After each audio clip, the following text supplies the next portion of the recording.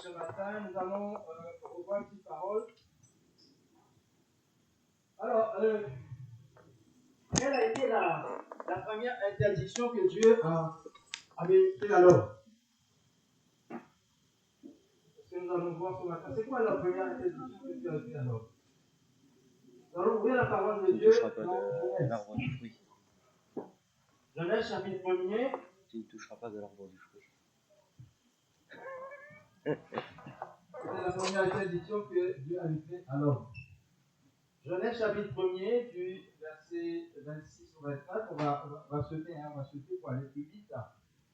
Alors, Genèse chapitre 1er, verset 26 à 24, nous dit que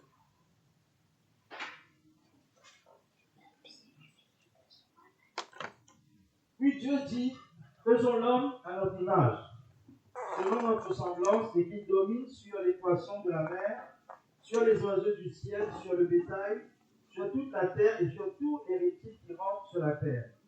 Dieu créa l'homme à son image. Il le créa à l'image de Dieu. Il créa l'homme et la femme. Dieu les bénit. Et Dieu leur dit, soyez féconds, multipliez, remplissez la terre et l'assujettissez et dominez sur les poissons de la mer, sur les oiseaux du ciel et sur tout animal qui se meut sur la terre. Et Dieu dit, voici, je vous donne toute herbe portant de la semence et qui est à la surface de la terre. Et tout arbre ayant en lui du fruit d'arbre et portant de la semence, et ce sera votre nourriture. Nous passons à Genèse 2, 8 à 17. Genèse 2, 8 à 17. Puis l'Éternel Dieu planta un jardin en Éden, du côté de l'Orient, et il y mit l'homme qu'il avait formé. L'Éternel Dieu fit pousser du sol des arbres de toute espèce, agréables à voir et bons à manger, et l'arbre de la vie au milieu du jardin, et l'arbre de la connaissance du bien et du mal. Un fleuve sortait d'Éden pour arroser le jardin, et de là il se divisait en 4 bras. Le nom du premier est Pichon, et celui qui entoure tout le pays de Havila, où se trouve l'or. L'or de ce pays est pur. On y trouve aussi le bdellium et la pierre d'onyx. Le nom du second fleuve est Guillon, que c'est celui qui entoure tout le pays de Cush.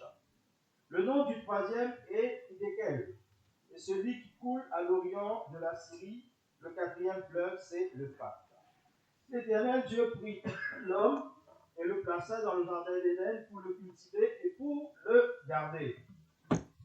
L'Éternel Dieu donna cet ordre à l'homme.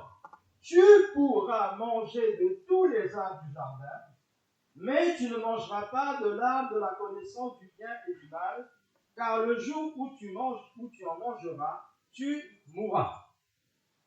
Nous allons Genèse 3, 1 à 9. Le serpent était le plus rusé de tous les animaux des champs que l'Éternel Dieu avait fait. Il dit à la femme, Dieu a-t-il réellement dit, vous ne mangerez pas de tous les arbres du jardin? La femme répondit au serpent, nous mangeons du fruit des arbres du jardin, mais quant au fruit de l'arbre qui est au milieu du jardin, Dieu a dit, vous n'en mangerez point, et vous n'y toucherez point, de peur que vous ne mouriez. Alors le serpent dit à la femme, vous ne mourrez point. Mais Dieu sait que le jour où vous en mangerez, vos yeux s'ouvriront, et que vous serez comme des dieux connaissant le bien et le mal. La femme vit que l'arbre était bon à manger et agréable à la vue, et qu'il était précieux pour ouvrir l'intelligence. Elle prit de son fruit et en mangea, et elle en donna aussi à son mari, qui était auprès d'elle, et il en mangea. Les yeux de l'un et de l'autre s'ouvrirent. Ils connurent qu'ils étaient nus, et ayant cousu des feuilles de figuier, ils s'en firent des ceintures. Alors ils entendirent la voix de l'Éternel Dieu qui parcourait le jardin vers le soir.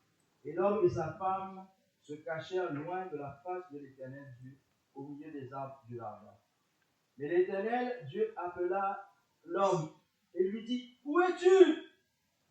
Il répondit, j'ai entendu ta voix dans le jardin et j'ai eu peur, parce que je suis nu, et je me suis caché. Et l'Éternel Dieu dit, qui t'a appris que tu es nu? Est-ce que tu as mangé de l'arbre dont je t'avais défendu de manger? L'homme répondit, la femme que tu as mise auprès de moi m'a donné de l'arbre et j'en ai mangé.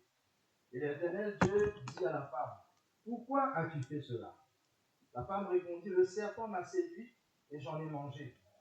L'Éternel Dieu dit au serpent, puisque tu as fait cela, tu seras maudit entre tout le bétail et entre tous les animaux des champs. Tu marcheras sur ton ventre et tu mangeras de la poussière tous les jours de ta vie. Je mettrai une inimitié entre toi et la femme, entre ta postérité et sa postérité. Celle-ci t'écrasera la tête et tu lui blesseras le talon. Il dit à la femme, j'augmenterai la souffrance de tes grossesses. Tu enfanteras avec douleur et tes désirs se porteront vers ton mari, mais il dominera sur toi. Il dit à l'homme, puisque tu as écouté la voix de ta femme et que tu as mangé de l'arbre au sujet duquel je t'avais donné cet ordre, tu n'en mangeras point. Le sol sera maudit à cause de toi. C'est à force de peine que tu en tireras ta nourriture tous les jours de ta vie. Il te produira des épines et des ronces, et tu mangeras de l'herbe des champs. C'est à la sueur de ton visage que tu mangeras du pain, jusqu'à ce que tu retournes dans la terre d'où tu as été pris, car tu es poussière, et tu retourneras à la poussière. Amen. Amen. Amen. Alors, ce que nous allons parler ce matin, c'est que il faut cultiver notre champ. Non, c'est pas ça.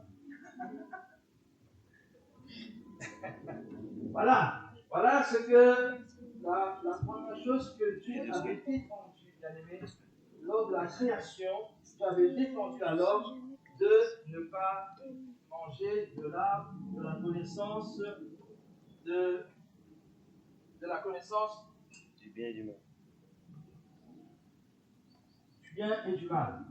Et pourtant, voyez, regardez comment le diable, c'est incroyable, hein? Quand je disais, j'ai dit, le diable a vraiment dit le contraire de ce que Dieu avait dit. Regardez le serpent, comment il dit. Il dit à la femme, au verset 2, chapitre 3, verset 2, le premier verset. Le serpent était le plus rusé de tous les animaux des champs. Il dit à la femme, Dieu a-t-il réellement dit, vous ne mangerez pas de tous les arbres du jardin? Et pourtant, Dieu dit, vous ne mangerez pas de tous les arbres du jardin, vous mangerez de tous les arbres du jardin, sauf l'arbre de la connaissance du bien et du mal. Et lui, il dit que Dieu a-t-il réellement dit que vous ne mangerez pas de tous les arbres du jardin? C'est ça qu'on appelle le malin. Hein? Il est malin. Hein? Il est malin, il a agi depuis le commencement, il a agi tout le temps, il agira comme ça jusqu'à le jour où il sera enchaîné pour l'éternité. Mais en attendant, il est là. Et c'est lui qui t'implore. Regardez, bien-aimés, ce que nous avons hérité. Alors, ce que nous allons parler ce matin, c'est encore sur la connaissance. Sur la connaissance. Et c'est important ce sujet, bien-aimés.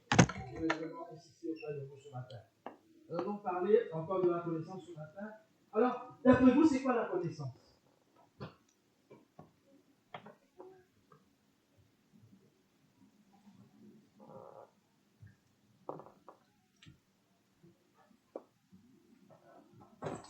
Alors, dans ce cas, personne ne répond. Je vais poser une autre question alors. C'est quoi le contraire de la connaissance? L'ignorance. Voilà. Donc, ça nous donne la réponse à La connaissance. Amen. Voilà, la réponse est là. Donc, c'est l'ignorance. Quand nous sommes dans l'ignorance, c'est que nous sommes dans l'ignorance. Nous n'avons pas la connaissance de ceci ou de cela. C'est que bien, nous sommes dans l'ignorance. Donc, bien aimé, tout ce que nous apprenons devient pour nous de la connaissance. Amen.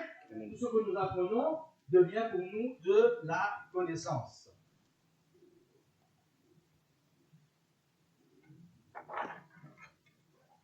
Et Bien aimé, vous voyez, malheureusement, nous avons hérité la connaissance du bien et aussi du mal. Si c'était que du bien, nous serons bien là aujourd'hui. Alléluia.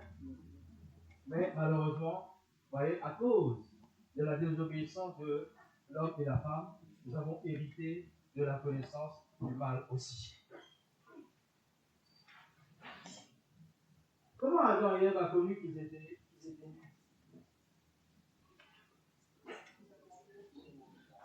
Parce qu'ils ont mangé l'arbre. Donc ils sont rentrés dans la désobéissance et cela a été fatal. Et ce désir, bien aimé, de posséder, ce désir d'avoir, alléluia, de la connaissance est devenu une chute irréversible pour l'humanité et nous en subissons encore les conséquences aujourd'hui. Vous voyez, si nous regardons pourquoi il y a eu le déluge après la création, pourquoi il y a eu le déluge en fait? Si tu peux afficher Genèse 6, verset 5-6, pourquoi il y a eu le déluge, bien aimé frères et sœurs? Regardez ce que Dieu dit. Et regardez ce que Dieu va dire, frère. L'Éternel vit que la méchanceté des hommes était grande sur la terre et que toutes les pensées de leur cœur se portaient chaque jour uniquement vers le mal. Le cœur de l'homme se tournait tous les jours vers le mal. Vous voyez, il ne basculait pas sur le bien. Mais pourtant, ils ont mangé le bien et le mal. Mais leur cœur était plutôt porté plus vers le mal. Et le verset 6 nous dit quoi? L'Éternel se repentit, frère. L'Éternel se repentit d'avoir fait l'homme sur la terre et il fut affligé dans son cœur. Dieu était affligé dans son cœur. Bien aimé, Dieu était attristé dans son cœur parce que la créature qu'il voulait voir, la créature qui était son ami qui descendait tous les jours pour lui dire alors, comment tu vas ce matin, qu'est-ce que tu as fait aujourd'hui, est-ce que tu as cultivé ceci, est-ce que tu as travaillé le champ, c'est son pote, c'était le pote de Dieu. Mais le pote de Dieu a été chassé parce que le peuple de Dieu avait désobéi. Vous voyez? Et le cœur, Dieu dit son cœur a été attristé parce que les hommes se tournaient de plus en plus vers le mal. Et Dieu dit, je vais résoudre le problème. Je vais envoyer le déluge et je vais tuer toute la terre, tout le monde. Mais il l'a fait? Est-ce qu'il l'a fait? Il a envoyé le déluge, mais non. Il a dit non, j'ai trouvé quelqu'un, j'ai trouvé un juste parmi ces hommes. Alléluia. Vous voyez, Dieu est merveilleux, frère. Alléluia. Dieu ne pouvait pas. Dieu dit, je vais me repentir, je vais détruire toute la terre, je vais envoyer le déluge. Mais il en a trouvé un qui avait le cœur droit, qui était juste, et il en a sauvé combien? 8 personnes. 8 personnes ont été sauvées du déluge. Mais, bien aimé, nous sautons, nous passons vite là, parce que le temps nous manque un petit peu. Alors, mais maintenant que Dieu a remis les choses à l'endroit, que les choses anciennes sont passées, que toutes choses sont devenues nouvelles en qui? En Christ. Alléluia. Que toutes choses sont devenues nouvelles, Dieu a remis les choses à l'endroit. Avec Christ Jésus, ce que Dieu a fait, c'est ce que nous avons fait ce matin, en faisant des actions de grâce, que Jésus nous a réconciliés avec Dieu. Il y a eu beaucoup de prières que entre nous et Dieu, il y a un pont, ce pont c'est Jésus. Alléluia. Celui qui nous a réconciliés avec Dieu, c'est Jésus-Christ. Alléluia. Celui qui nous a accordé le pardon de nos péchés, c'est Jésus-Christ. Celui qui a donné son sang pour nous laver de nos péchés, c'est Jésus-Christ. Alléluia. il y a un seul, comme la sœur a dit, Seigneur, il y a un seul que tu nous as donné, c'est Jésus-Christ qui est le pont, qui est le lien entre nous et les hommes. Alléluia. C'est lui qui est venu faire la paix entre Dieu et nous. Hein? C'est lui, Jésus-Christ, le Seigneur et Sauveur. Si vous n'étiez pas au courant de cela, vous l'apprenez ce matin que Jésus est celui qui a donné sa vie pour nous, pour que nous soyons réconciliés avec Dieu. Amen. Il y a un seul Sauveur, c'est Christ Jésus. Alléluia. Celui qui est mort à la croix, celui qui est ressuscité parce que Dieu voulait un sang pur. Et personne n'avait le sang pur que Jésus-Christ et Jésus-Christ seul. Amen. Il n'y a pas d'autre Seigneur et Sauveur que Dieu nous a donné. C'est un seul nom, c'est le nom de Jésus. C'est lui seul que Dieu a agréé son sacrifice pour que l'humanité soit sauvée, pour que nous soyons réconciliés avec lui, comme nous avons vu dans le jardin d'Éden, nous avons perdu cette place. Mais par Christ, nous avons retrouvé notre place auprès de Dieu. Amen. La sœur disait que le voile s'est déchiré. Le voile s'est déchiré en deux et Dieu nous a réconciliés avec Jésus. Alléluia. Amen. Alors,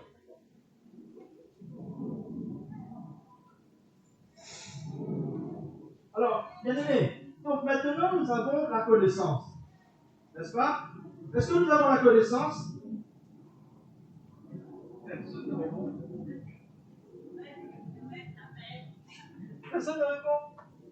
Est-ce que nous avons la connaissance? Sinon, nous ne serions pas là aujourd'hui ce matin, frère. Est-ce que nous avons la connaissance de Dieu? Oui, nous avons la connaissance de Dieu. Vous qui êtes là ce matin, vous avez la connaissance de Dieu. Sinon, vous ne seriez pas là. Vous seriez chez vous dans votre maison.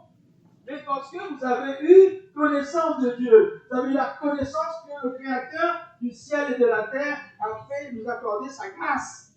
Alléluia. Et il nous a fait connaître ses voies. Il nous a donné la connaissance de son existence, la connaissance de ce qu'il a fait avec son Fils Jésus-Christ. Encore ce Jésus. Alléluia. Alors,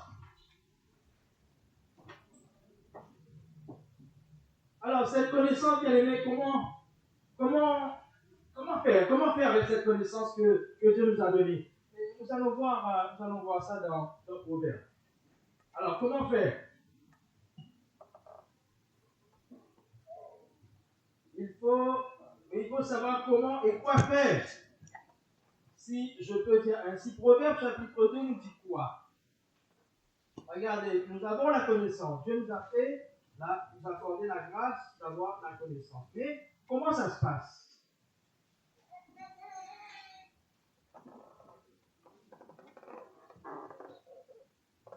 Proverbe chapitre 2, du premier verset au verset 10. Nous avons maintenant la connaissance. Mais dans la connaissance, il y a deux choses que nous allons voir. Voilà ce que Dieu dit. Mon fils, je parle à chacun de nous. Si tu reçois mes paroles, et si tu gardes avec toi mes préceptes, si tu rends ton oreille attentive à la sagesse, et si tu inclines ton cœur à l'intelligence, oui, si tu appelles la sagesse, et si tu élèves ta voix avec l'intelligence, si tu la cherches comme l'argent, si tu la poursuis comme un trésor, alors tu comprendras la crainte de l'Éternel et tu trouveras la connaissance de Dieu. Alléluia. Amen. Alléluia. Amen.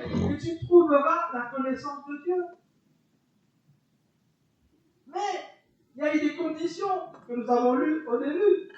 Amen. Amen. Et il continue, il dit que alors,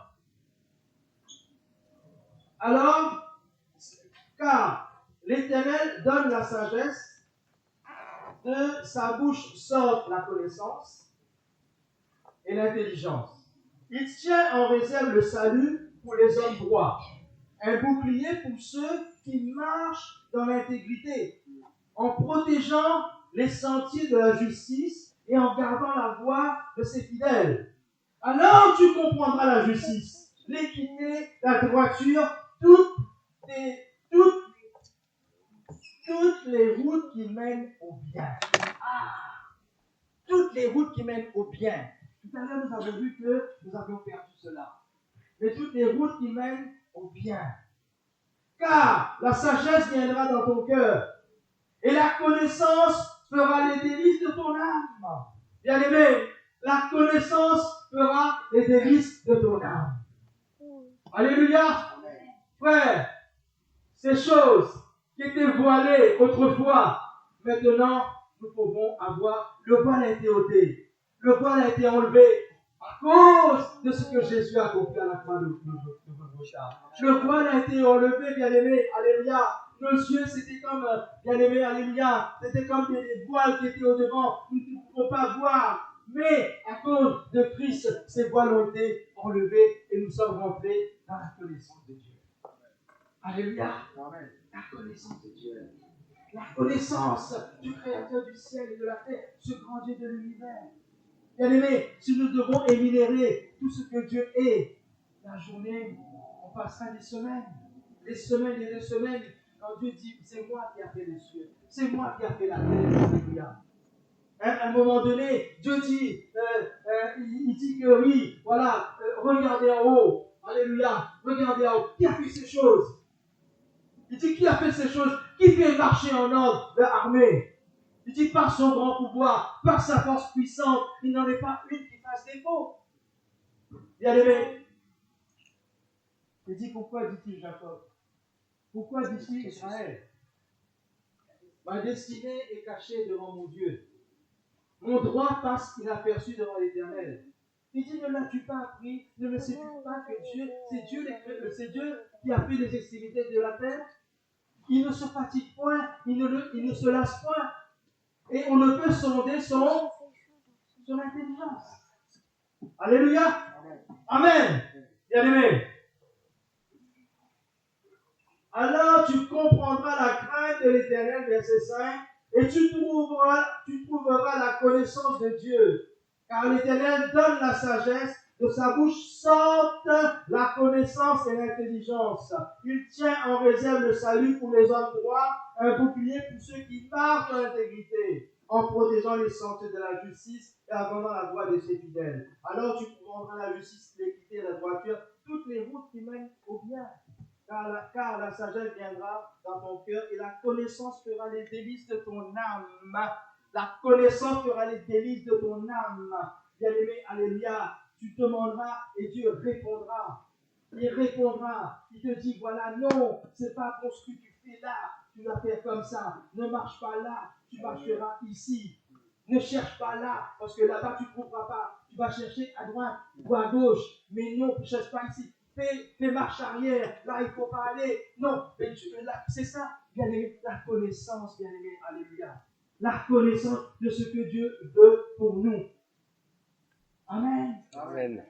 La grâce, cette grâce, frère, vous l'avez héritée. Ce n'est pas parce que vous avez fait quoi que ce soit, ce n'est pas parce que vous méritez, mais c'est la grâce de Dieu.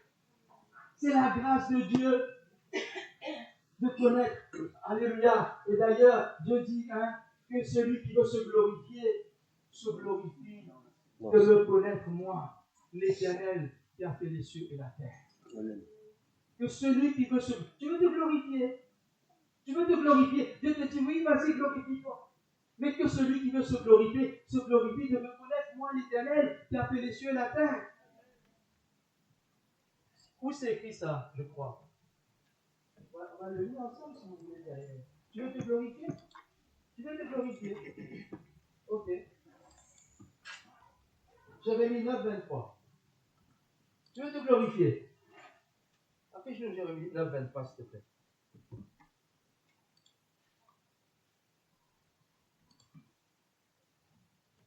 Ainsi parle l'Éternel, que le sage ne se glorifie pas de sa sagesse, que le fort ne se glorifie pas de sa force, que le riche ne se glorifie pas de sa richesse, mais que celui qui veut se glorifier se glorifie d'avoir quoi?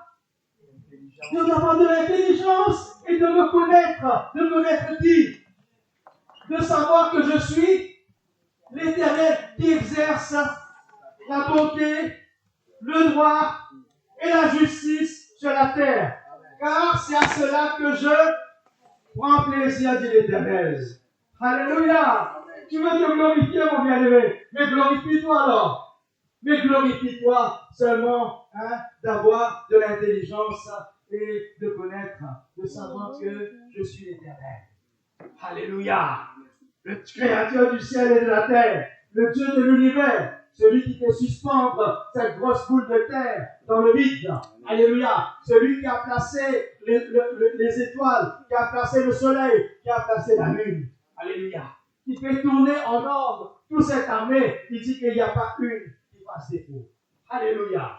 Quelle grandeur! Amen. Quelle grandeur! Quelle grandeur, Seigneur! Gloire à ton nom ce matin. Gloire à toi parce que tu mérites que nous puissions te célébrer, Seigneur. Alléluia. Béni soit Dieu. Bien-aimé, donc c'est une grâce. Et nous devons saisir cette grâce, Père. Alléluia. C'est pas tout le monde qui l'a. C'est pas donné à tout le monde. Votre voisin, il est où? Est-ce qu'il est là ce matin? Votre voisin n'est pas là ce matin parce qu'il ne connaît pas Dieu. Mais vous connaissez Dieu? Tout le monde de ta famille n'est pas là ce matin. Pourquoi? Pourquoi toi? Parce qu'ils ne connaissent pas Dieu. Et toi, tu connais Dieu. Et c'est une grâce, c'est une faveur de l'Éternel. Amen. Amen. Bien-aimé, je veux qu'on apprenne. Je veux qu'on apprenne une parole par cœur ce matin. On t'a fait connaître aux hommes. Ça, je crois que mon frère Daniel va connaître ça par cœur. Président n'est pas là, elle aussi, elle me reçoit.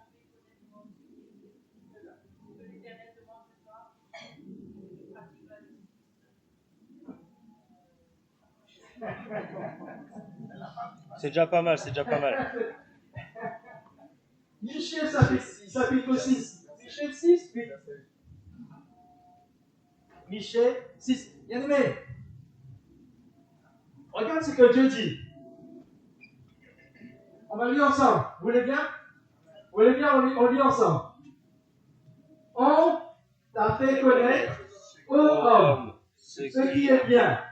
Et ce que l'Éternel demande de toi, c'est que tu pratiques la justice, que tu aimes la miséricorde d'eux, et que tu marches humblement avec ton Dieu. Alléluia. J'ai désir que vous puissiez apprendre ce verset par cœur. Frère, alléluia. On t'a fait connaître, ô homme. Qui es-tu? Qui es-tu? Pour que Dieu incline son cœur, pour que Dieu incline son oreille, incline ses yeux vers toi. Qui es-tu? Qu'as-tu fait? Mais qu'as-tu fait, mon frère?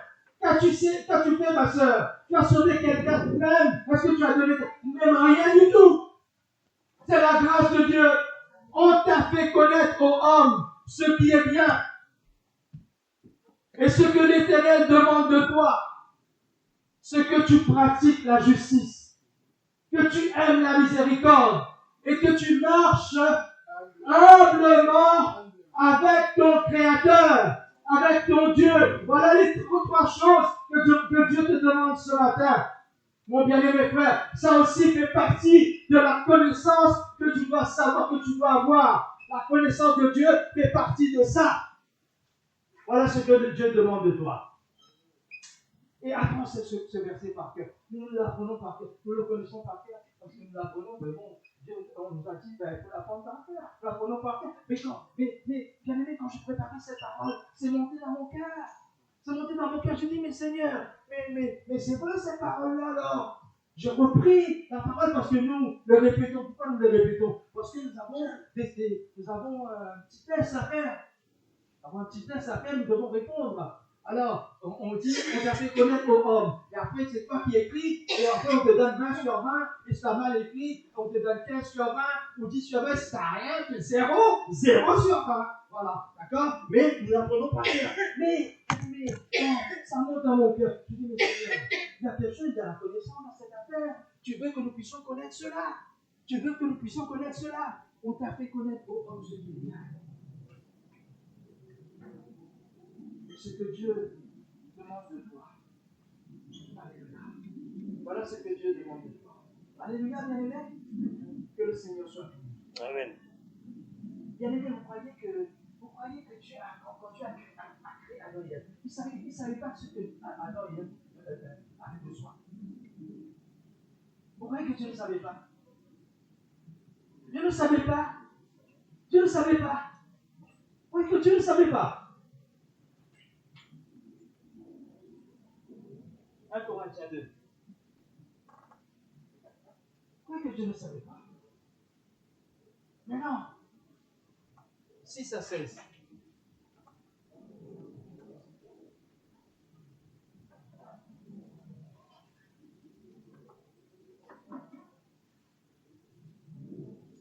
Corinthiens 2.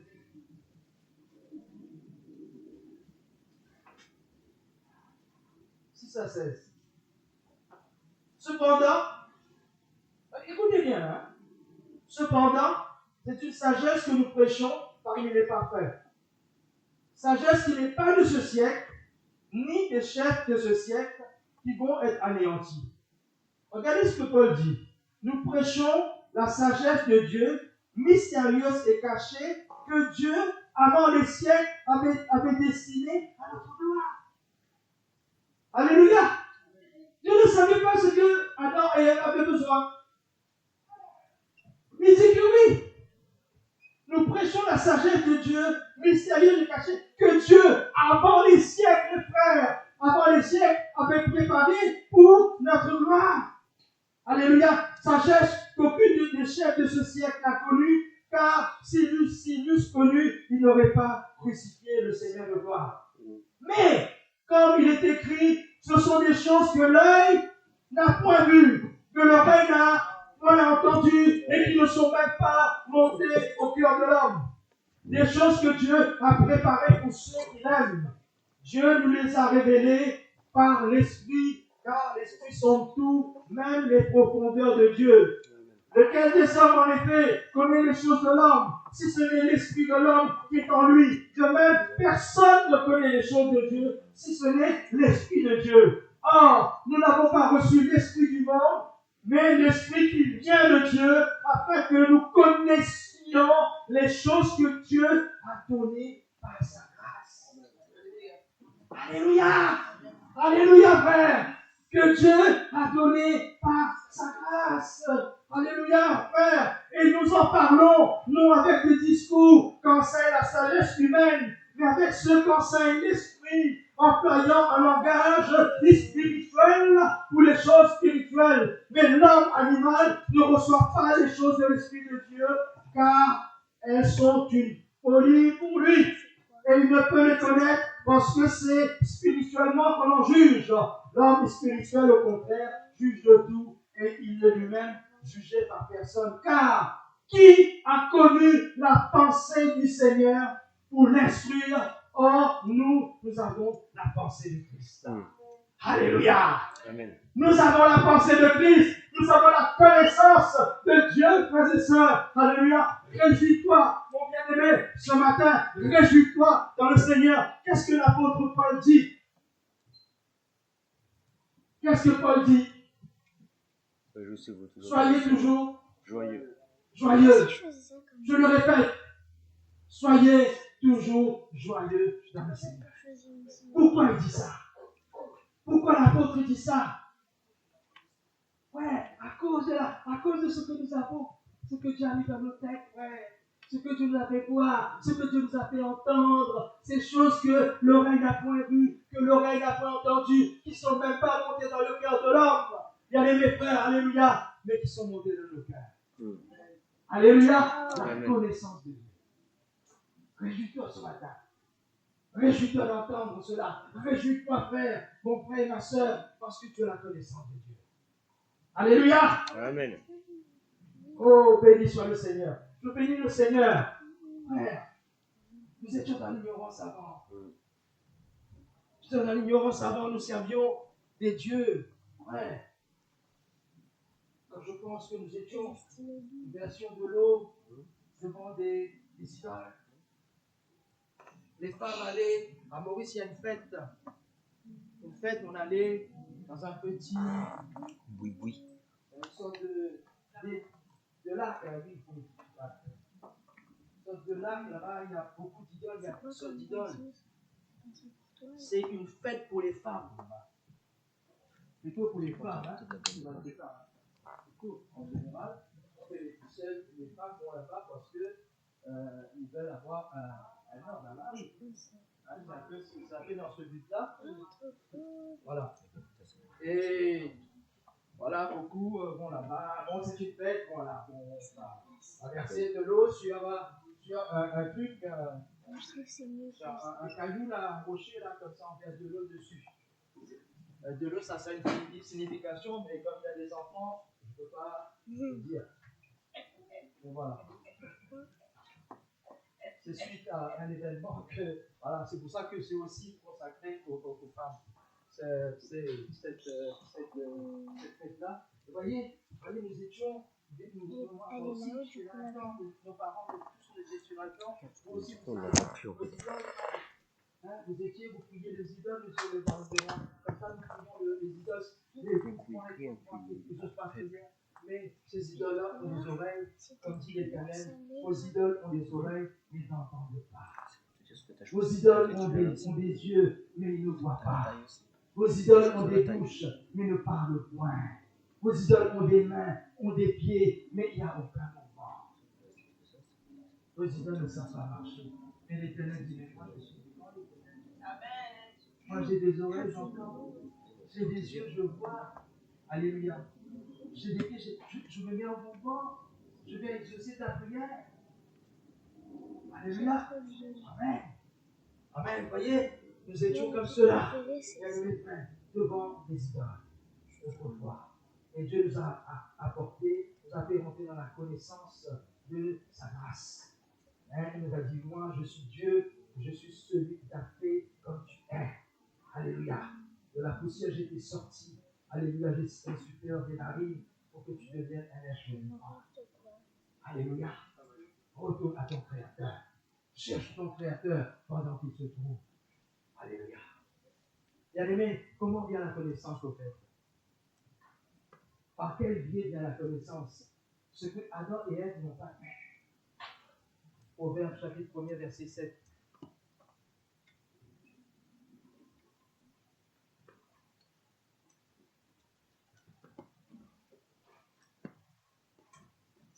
La crainte de l'Éternel est le commencement de la science.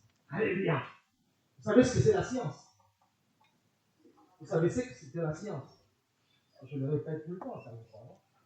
La science, c'est la connaissance exacte des choses. C'est la science. La science, il dit que voilà, la crainte de l'Éternel est le commencement de la science, de la connaissance. Vous voyez, si Adam et Ève avaient ça, c'est pareil. Mais ils n'ont pas eu la crainte de Dieu. Ils n'ont pas eu la crainte de Dieu. Dieu a dit, ne mange pas. J'ai mis des... Mais mange tout ce que tu veux. Tout est là. Regarde. Tu en as des milliers, des milliers. Des milliers, des milliers. Mange tout ce que tu veux. Mais pourquoi tu n'as pas pris ça là? Pourquoi? Je t'avais dit non, pas ça. Et tu laisses tout, tu prends ça. Et nous subissons. Pourquoi? Tu n'as pas eu la crainte de ton Dieu. La crainte de l'Éternel est le commencement de la science. La connaissance exacte des choses. Est-ce que les hommes ont la connaissance des frères et sœurs? La voiture, c'est une bonne chose. Amen? La voiture, c'est une bonne chose. On déplace, on a dit, on conduit, on va, on repose. Alléluia. Je suis béni au Seigneur. Pour cela, parce que j'ai conduit des années. Vraiment, c'est pas dit. Maintenant, j'ai une conductrice à côté de moi. Elle a mis pour là-bas, prends le volant. Laisse la face opposer le Dieu. C'est ça, c'est merveilleux. Merveilleux. La voiture, c'est une bonne chose. Mais la voiture pollue. Et nous respirons cette pollution. Et qu'est-ce qui nous arrive? Nous tombons malades. Nous tombons malades. Pourtant, la voiture, c'est une bonne chose. Mais maintenant, vous allez répliquer, vous allez me dire, mais Frère Manitou, la voiture électrique maintenant. Tu vas me dire que, vous allez me dire, mais Manitou, Frère Manitou, la voiture électrique, ça ne pollue pas, ça. Enfin, Ça ne pollue pas. Enfin, ça pollue pas, ça Ok. pollue pas. Voilà, il y a une batterie dans cette voiture. Les centrales nucléaires. Et puis même la façon dont elle est produite, la batterie, il y a le cobalt, Oui, il y a des. Et cette batterie-là, elle est non recyclable. quand elle est morte, on fait quoi? Elle est non recyclable. On fait quoi? Ouais, non recyclable. Qu'est-ce qu'on fait avec ça? On les stocke. On met dans la terre. Et on en fait comme déchet, on en fait dans la terre. Et tes légumes, tu le fais où? Voyez? Voyez le résultat? C'est ce qu'on appelle les side effects. Effet secondaire. Tout ce que l'homme fait, il a effet secondaire. L'avion est une bonne chose. L'avion est une bonne chose, bien aimé. L'avion nous fait déplacer rapidement. Vous êtes d'accord avec moi? Oui. Il n'y a pas plus rapide que ça, parce que quand quelqu'un est malade, l'autre jour, vous voyez, quand Jésus avait appris que Lazare était malade, ben bon, lui, il a fait exprès, il est resté encore là. Et les autres auraient pris l'avion pour aller voir Lazare. Vous voyez? Il fallait marcher pendant combien de jours ils ont mis? 4 jours. 4 jours de marche pour aller voir Lazare. Bien aimé, les 4 jours, vous voyez, avion, là, voilà, je suis au Cameroun dans 7 heures, c'est ça? 7 heures au Cameroun. 6 heures. Bientôt, on va améliorer encore. 6 heures, tu es là-bas. Donc, l'avion est une bonne chose. Mais l'avion est le plus grand pollueur de tout. Les avions, c'est des pollueurs comme pas possible, frères et sœurs, parce que c'est pour ça qu'il y a plein de trous dans la couche d'ozone. C'est à cause de la pollution des avions.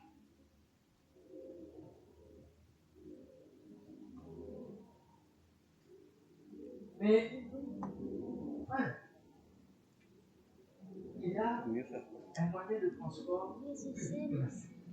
Saint-Esprit.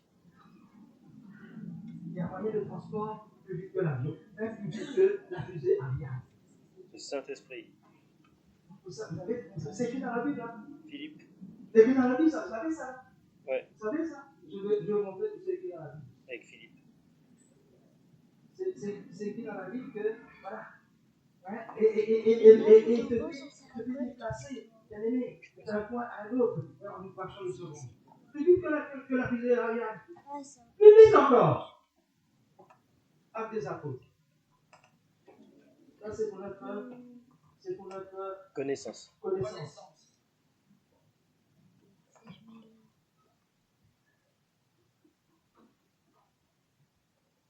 Vous savez, bien aimé, même quand nous prenons les médicaments, priez. Ouais, même quand vous prenez les médicaments, Seigneur, merci, je prends ce médicament-là. Hein, mais ce médicament, Seigneur, je prie quand même. C'est pour ça que Dieu dit, rendez grâce en toutes choses. Hein? Même quand nous prenons les médicaments, prions. Amen. Amen. Amen. Alors, acte 8, verset 26.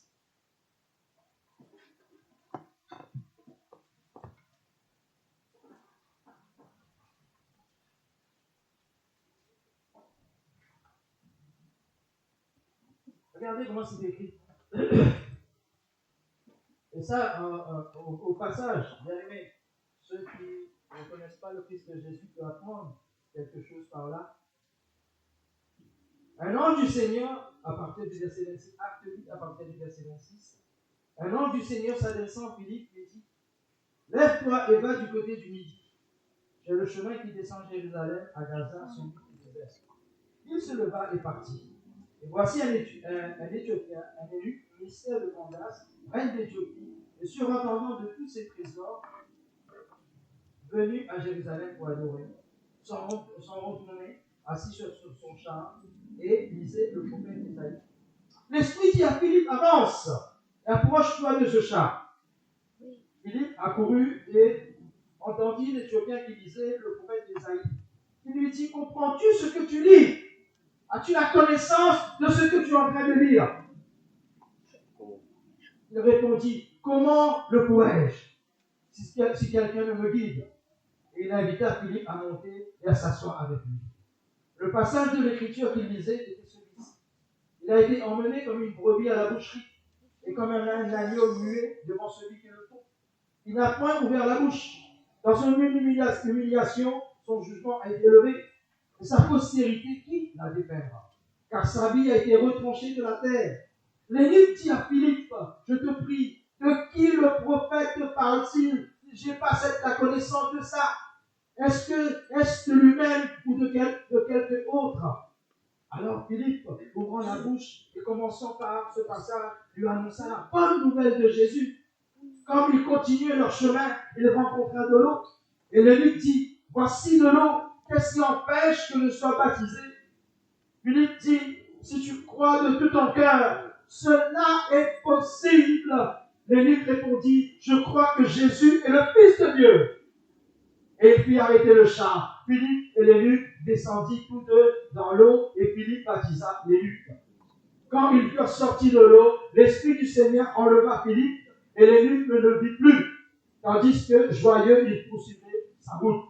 Philippe se trouva dans Azote, d'où il allait jusqu'à Césarée, en évangélisant toutes les villes par lesquelles il passait. Alléluia! Philippe a été téléporté. C'est ce qu'on appelle la téléportation. La téléportation, mon frère et soeur, mon frère et ma soeur. Il a été pris ici, dans une fraction de seconde, il a été en Azote. Ce qui est impossible à l'homme est possible à Dieu. Tout est possible à celui qui croit. Alléluia! Dieu est capable de le faire. Dieu est capable de te transporter d'un point à l'autre. D'ailleurs, il y a eu quelqu'un d'autre, je crois que c'est, je me trompe, Élie, non? Il n'y a pas eu une histoire comme ça avec Élie aussi qui a été, non? Et son serviteur lui dit, oui, non, Seigneur, je ne te quitte pas parce que je sais que si je te quitte, après tu vas non, c'est une histoire comme ça, non? Non. Élie, je crois, c'est ça. Voilà. Oui, donc c'est l'impossible. La téléportation existe. La Bible, vous voyez, les hommes ont sorti ça. Ils ont sorti la téléportation où, ouais, on a fait une découverte, ceci. Ah non, vous avez sorti ça de la Bible. D'ailleurs, tout sort de la Bible. Ils ont copié, c'est tout. Voilà. Mais encore, ils n'ont pas réussi. Hein. Oui, ils n'ont pas réussi. Non, ils n'ont pas réussi. Mais Dieu est encore capable de le faire. S'il a fait avec Élie, avec ce serviteur, s'il a fait avec lui, il peut le faire encore aujourd'hui. Amen. Il ne change pas notre Dieu. Il est le même hier, aujourd'hui, éternellement. Que le nom de Dieu soit béni. Amen. Amen. Alléluia. Alors, maintenant que nous avons vu la téléportation, bien aimé, vous voyez, hier, on a des cours. On a des cours hier avec un pasteur. C'est un cours sur l'éthique. Vous voyez, et il y a quelque chose qu'il a dit qui m'a interpellé. Il y a quelque chose qu'il a dit. Daniel, je ne sais pas si tu as attention. Il a dit qu'il a l'impression que les chrétiens lisent de moins en moins.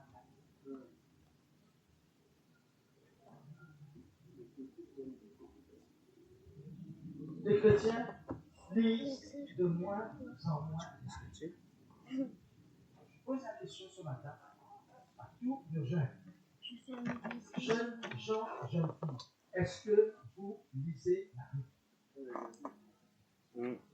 Comment par les jeunes d'abord?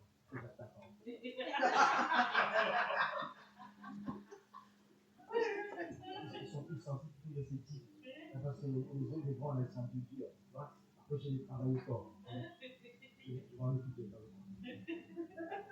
Alors, les jeunes, est-ce que vous prenez la Bible? Est-ce que vous lisez la Bible?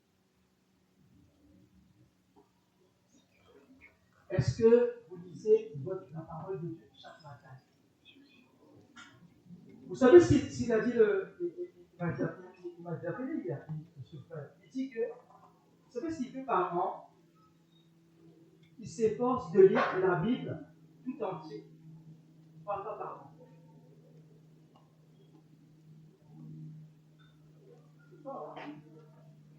Il s'efforce de lire la Bible toute la Bible 3 fois par an. Et il dit que, bien aimé, et il disait que la connaissance de la parole de Dieu a été, je répète ce qu'il a dit, la connaissance de la parole de Dieu a été une garde pour lui. La connaissance de la parole de Dieu a été une garde pour lui. Oui, voyez, bien aimé. Dieu sait ce qui est bon pour nous. Dieu sait ce qui est bon pour toi, ce qui est bon pour moi, ce qui est bon pour chacun de nous. Ouais. Comme le frère Denis disait la dernière fois, dans ton champ, peut-être la tomate ne va pas pousser. Mais la tomate va pousser dans le champ de l'autre. Tu n'as pas envié ton prochain ici. Parce que lui, il a les belles tomates, mais toi, peut-être, tu n'en vas pas que lui, il n'en aura pas. Alléluia. Dieu connaît les besoins de chacun de nous. Et il nous donnera ce que nous avons besoin. Bien aimé. Dieu est un Père. Dieu est un Père qui connaît. Frère, nous savons. Regardez ce que nous donnons aux enfants. Nous savons nos enfants pour rien du tout. Mais Dieu est plus grand que ça. Dieu sait ce que nous avons besoin, frère. Alléluia. La connaissance a été, il y avait garde pour lui. Parce que peut-être il allait faire des bêtises. Le fait d'avoir lu la parole de Dieu, d'avoir été. Des fois, il lisait comme ça, mais sans comprendre. Sans comprendre, il lisait. Mais lis, frère. Même tu ne comprends pas, lis. Tu sais pourquoi? Parce que le Saint-Esprit viendra pour rappeler ces choses. Mais parce que tu l'as lu. Parce que si tu n'as pas lu, tu ne comprendras pas où ça se trouve. Pourquoi Dieu me parle ainsi? Pourquoi Dieu me parle ainsi? Pourquoi Dieu me parle comme ça? Pourquoi? Mais parce que tu as lu que Dieu va envoyer une parole. Pourquoi? Parce que tu es en train de chercher une solution à ton problème. Qui n'a pas de problème? Qui ne veut pas avoir de solution? Dieu a la solution de ton problème. Amen? Amen. Amen. Mais nous devons entrer en connaissance des choses de Dieu. Ouais, nous devons entrer. Vous voyez, le Christ nous a dit la patience. Mais il faut que tu aies la patience. C'était une parole simple que nous l'avons entendue ce matin. Mais ça rentre dans la connaissance de Dieu. Jacques dit, soyez patients dans l'affliction. Soyez patients dans l'affliction. Soyez patients. Attends, Dieu va faire. Mais il faut que tu passes. Il dit, comment il dit ça? Soyez patients dans l'affliction. Il faut que l'affection. Soyez patients dans la. Comment c'est écrit? Comment Jacques dit ça? Soyez patients dans. Comment c'est écrit, mon bien-aimé? Il faut que la patience accomplisse parfaitement. Voilà. Il faut que la patience accomplisse parfaitement son œuvre. Bien-aimé. Il faut que la patience accomplisse parfaitement son œuvre. Parce que la patience, elle commence là, mais on ne sait pas où elle arrête. Vous comprenez? C'est pour ça qu'il dit que la patience accomplisse parfaitement son œuvre et arriver au bout d'une certaine source. Mais il faut que la patience accomplisse parfaitement son œuvre. Parce que si tu t'arrêtes en milieu de chemin, tu ne pourras pas l'avoir. Il faut que tu ailles jusqu'au bout. Alléluia! Amen. Amen. Que le nom du Seigneur soit béni. Bien-aimés, il y a beaucoup de facilité par Internet. C'est ce qu'il disait le frère aussi. On a beaucoup de facilité. Regardez. Combien d'entre vous l'ont vu? T'as pas mis le chauffage?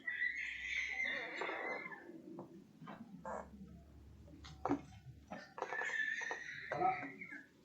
On veut un verset, on a le verset. C'est pas une chose, c'est une facilité. Mais il disait, rien ne remplacera la lecture de la parole de Dieu. Rien ne remplacera la lecture de la parole de Dieu. Rien du tout. Fais ce que tu veux. Fais ce que tu veux. Mais rien ne remplacera la méditation, la lecture de la parole de Dieu. Rien.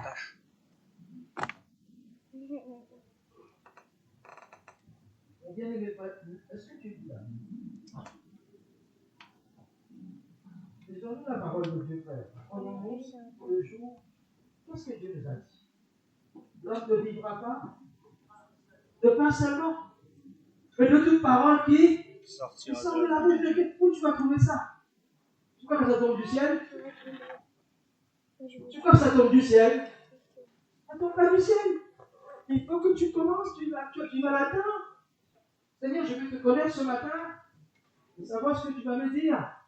Tu montres-moi les psaumes et tu médites les psaumes, tu médites la parole de Dieu, tu y vas en profondeur, petit à petit. Amen? Amen, frère. Mais c'est comme ça que ça se passe. C'est un effort que tu dois faire. La lecture de la parole de Dieu. Pour avoir la connaissance de Dieu. Alléluia. L'homme ne vivra pas le pain seulement, mais de toute parole qui sort de la bouche de Dieu. Ouais. Faute de connaissance, mon peuple périt. Faute de connaissance, mon peuple périt. Frère, si tu n'as pas la connaissance, tu vas périr. Frère, nous sommes entourés de beaucoup de choses sur Internet. Nous sommes entourés de beaucoup de prédications. Le prêtre disait, combien de temps passons-nous devant la télé? Ça, chacun est son juge. Combien de temps passons-nous devant la télé? Pendant que nous sommes devant la télé, nous emmagasinons beaucoup de choses.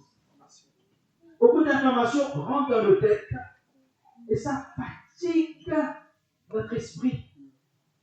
Vous voyez? Ça fatigue notre esprit. Nous apprenons beaucoup de choses. Ah, il ne faut pas manger ceci. Ah, il ne faut pas manger cela. Ah, les œufs, il n'y a plus de cholestérol, comme on nous a fait comprendre. Il y a plein de choses qui viennent comme ça, que nous emmagasinons, plein d'informations, et cela fatigue notre âme. Cela fatigue notre âme. Alors qu'il suffit d'aller consulter celui qui possède la science. Oui! Il suffit d'aller voir celui qui connaît toutes choses. Mais c'est Dieu. Et où est-ce qu'on le trouve? On le trouve où? Là-dedans. Si tu n'ouvres pas, tu ne trouveras pas. Tu ne trouveras pas Dieu tant que tu n'as pas, tu ne cherches pas. Ouais. Voyez l'éducation bien. Voyez. Mais de qui parle-t-il? Il a été emmené comme une brebis à la boucherie, il n'a point ouvert la bouche, dans qui la dépeindra, etc., etc. Pourtant, c'était un homme qui était venu à Jérusalem pour adorer l'éducation. Il était venu pour adorer le Dieu vivant et vrai, le créateur du ciel et de la terre. Mais il ne savait pas. Il ne savait pas qu'il y avait quelqu'un qui avait donné sa vie. Voyez, il fallait dire Philippe, depuis Ésaïe parti, depuis le prophète parti. Et c'est là qu'il va avoir la connaissance de la vérité. Jésus-Christ, le Seigneur des Seigneurs, le roi des rois. Amen. Alléluia. Amen. C'est là qu'il va rentrer en connaissance. Philippe a dit, mais non, mon bien-aimé, il y a quelqu'un qui a donné sa vie pour toi. Tu ne viendras plus adorer à Jérusalem, tu resteras chez toi et tu iras à l'église pour adorer le Dieu vivant et vrai, parce que tu peux l'adorer où tu veux. C'est plus un endroit précis. Il habite partout notre Dieu. Il est partout notre Dieu. Là où deux ou trois sont assemblés, Jésus-Christ est au milieu de nous. Amen. Alléluia. Amen. Alléluia. Il suffit de consulter. Il suffit de consulter celui qui sait toutes choses. Celui qui connaît toutes choses. Il suffit de le consulter. Lui. Alléluia. Pourquoi nous fatiguons nos têtes avec plein de choses qui nous entourent? Bien-aimés, frère, écoutons ce que Jésus a dit. Écoutons ce que Jésus a dit. Jean chapitre 8. Écoutons ce que Jésus a dit. Jean chapitre 8.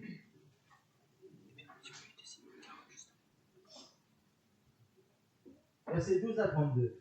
Écoutez les frères, s'il vous plaît. Écoutez ce que le Christ va dire.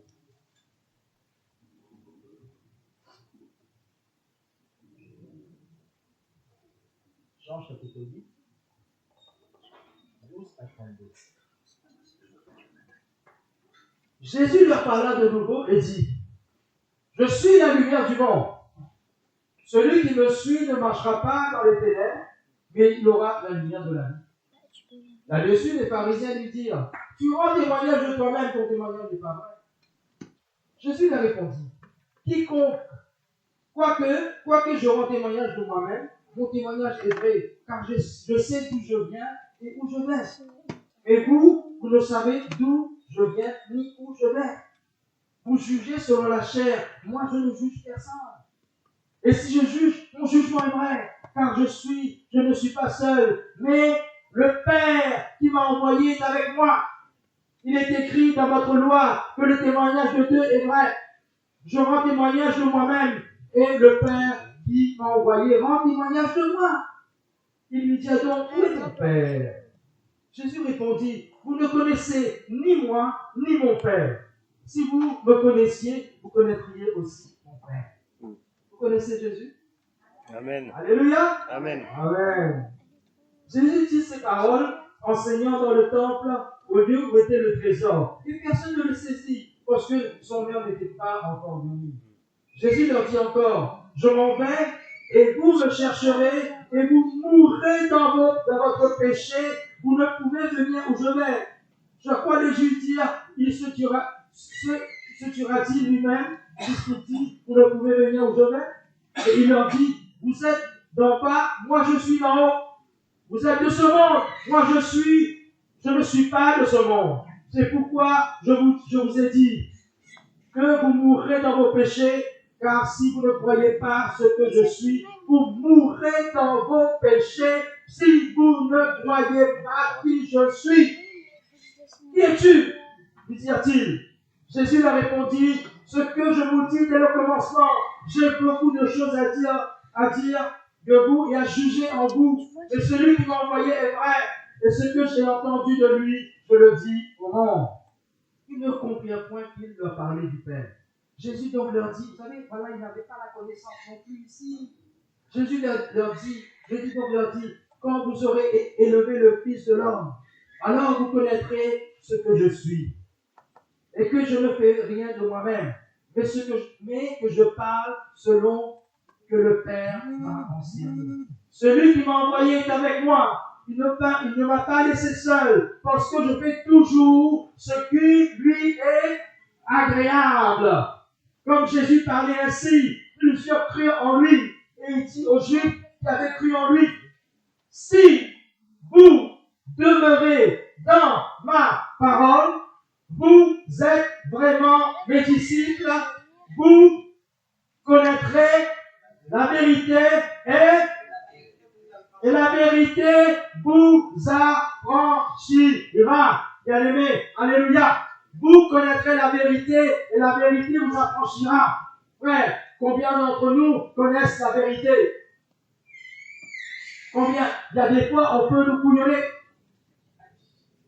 On peut nous couillonner facilement, frère. Et d'ailleurs, bien-aimés, il y a beaucoup d'enseignants. Faisons attention sur Internet. Faisons attention sur Internet. Vous voyez, le pasteur disait encore, il répétait encore. Il dit, mais il y a des chrétiens, ils disent que non, je ne regarde pas la télé, mais ils écoutent 5, 6, 7 prédications par jour. Comment tu vas assimiler 6, 7 prédications par jour? Comment tu vas faire? Comment tu vas faire, frère? Explique-moi comment tu fais. Comment faire? Pour assimiler 4, 5, 6 prédications par jour. Il y a plein de choses. Nous devons faire attention. Faute de connaissance, on va de péril. Frère. Et le diable se déguise en ange de lumière. Et de jour en jour, on a tendance à nous emmener sur des terrains qui n'est pas les nôtres. Faisons bien attention où nous mettons les pieds, ce que nous entendons, ce que nous voyons. Nous devons avoir la connaissance, frère. Frère, nous devons avoir la connaissance de Dieu pour ne pas être entraînés à tout vent de doctrine.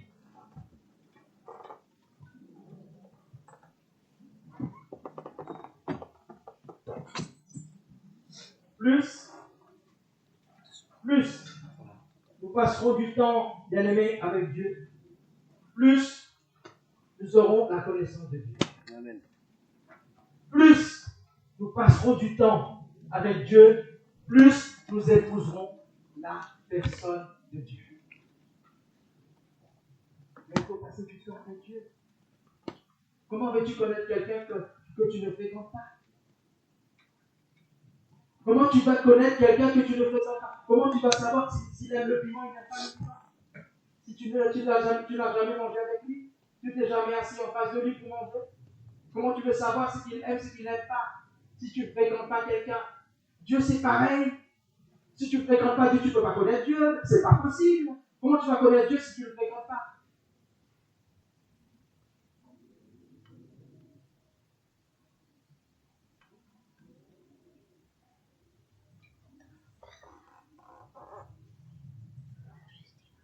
Plus nous passons du temps avec Dieu, plus nous épouserons la nature. Amen. Amen. Voilà, nous allons terminer par cette parole que Paul nous dit. Écoutez ce que Paul nous dit. Nous allons terminer là-dessus. Colossiens, chapitre 8. Nous terminerons là-dessus. Regarde ce que Paul va dire.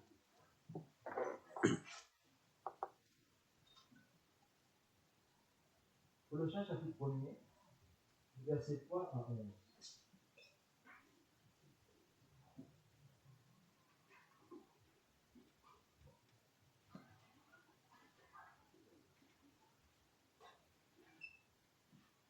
Nous rendons grâce à Dieu, le Père de notre Seigneur Jésus-Christ, et nous ne cessons de prier pour vous, c'est Paul qui parle.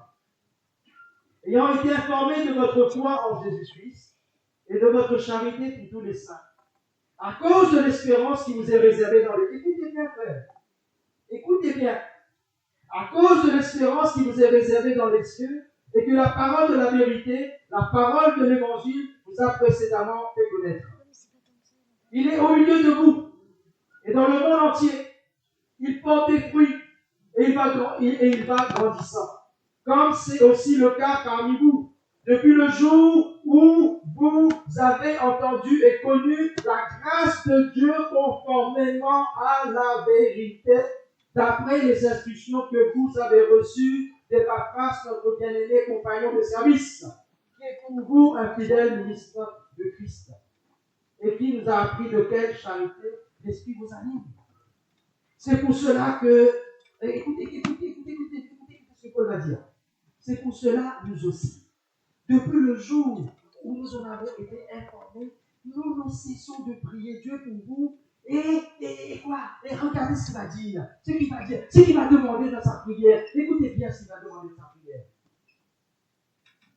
Et nous ne cessons de prier Dieu pour vous et de demander que vous soyez remplis de la connaissance de sa volonté. La connaissance de la volonté de qui?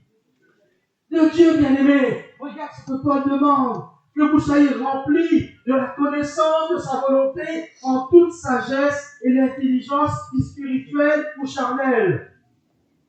Spirituelle. Amen.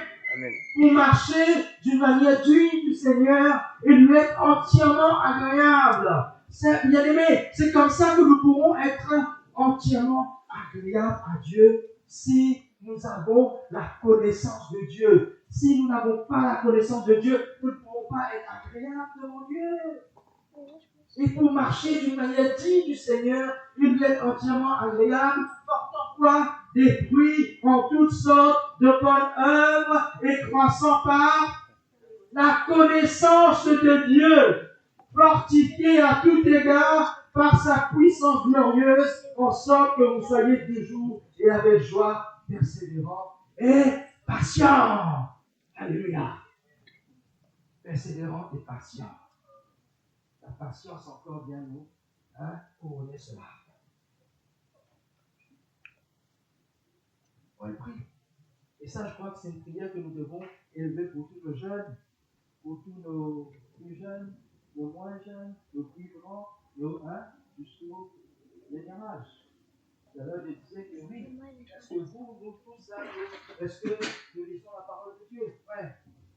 Eh bien, les grands là aussi, sommes tous dans le même panier. Ce n'est pas parce que nous sommes grands que non, nous devons lire la parole de Dieu.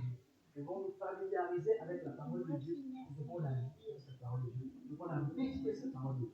Chaque jour. Chaque jour, nous mangeons, bien aimé, notre bol, notre assiette de. Mais c'est la même chose. Si tu ne manges pas, tu mourras.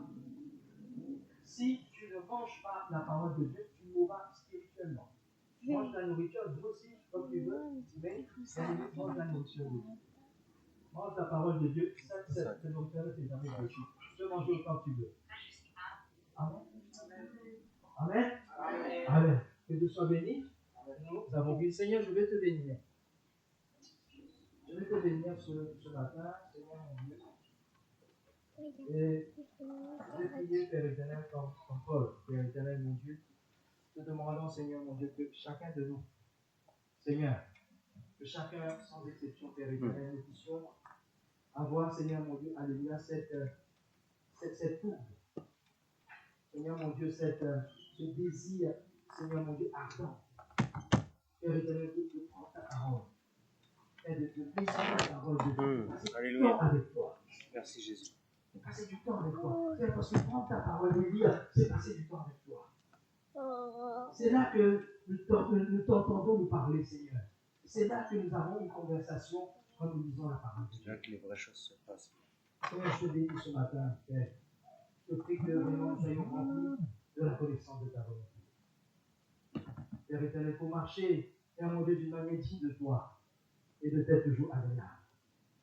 Père mon Dieu, portant du fruit en toutes sortes de bonnes œuvres, Seigneur, croissant par, Seigneur mon Dieu, la connaissance de Dieu, afin que nous soyons toujours et avec joie, persévérants et patients. Père, je te prie pour chacun de nous, Seigneur. Crée en nous ce vouloir et ce faire. Père éternel, de lire cette volonté de lire ta parole, Seigneur. Mon Dieu, tu vois, il y a tellement de doctrines, Seigneur, qui passent. Père éternel, mon Dieu, tout tu vois. Seigneur, même aujourd'hui, là, ce qui se passe à la télé, tout ce que nous entendons, ce que nous voyons, Seigneur. Vois, Père éternel, alléluia, Seigneur. Combien n'ont pas la connaissance, mais notre Dieu, mais à nous, tu nous as fait connaître. Ce que tu nous as fait connaître, nous voulons que cela grandisse. Père, fais grandir cela en nous. Père, que ta connaissance grandisse en nous, Seigneur. Et que nous soyons toujours, Seigneur mon Dieu, agréables. Père, nous te bénissons, nous te disons merci, Seigneur, que toute la gloire te revienne à toi. Au nom béni du Christ Jésus. Amen. Nous allons nous mettre debout pour prendre le repas du Seigneur. Amen.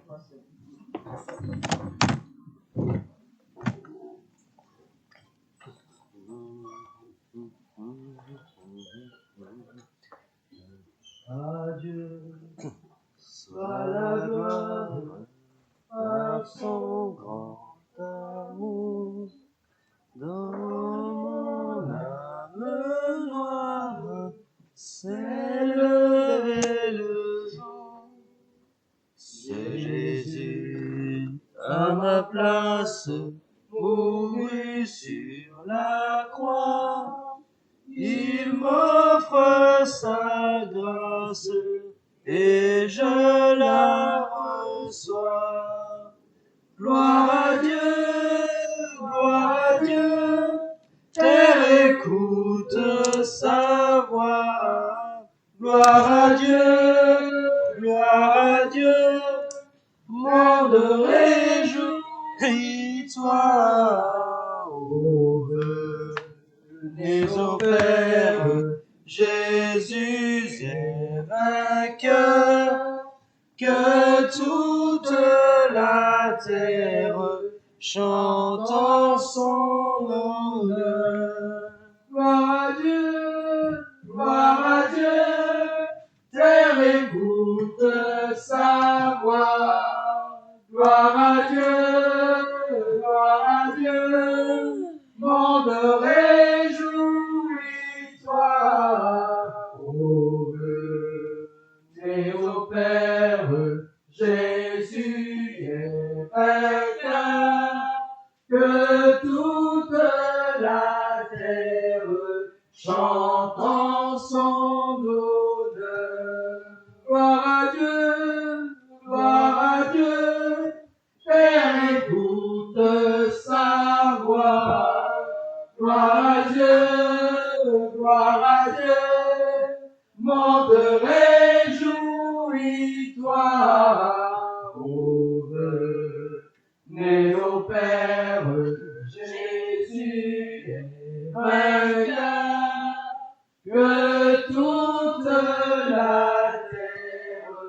chantant son honneur.